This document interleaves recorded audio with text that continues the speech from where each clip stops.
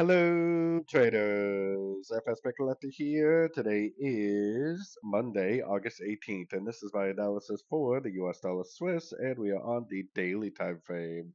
So on the daily time frame, I do admit that it looks like the end of a correction right here, but this move, the price action from that point forward, is not very impulsive at all, which means there definitely is a chance that this turns into a pullback and then goes up and takes out some of these highs before it actually ends up continuing the downtrend.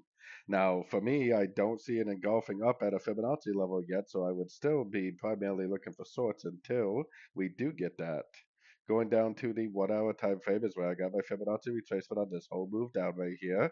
I still think there might be another push down, and whether it just keeps going down or whether this is like 1, 2, 3, 4, 5 up, 1, 2, 3 down, and then it does this to make more of a proper ABC correction seems more likely, especially because it's August and very overlapping patterns are probably pretty likely before we end up continuing the higher time frame downtrend. So anyways, don't forget to check out my website linked over here in the corner. And as always, thank you for watching and happy trading.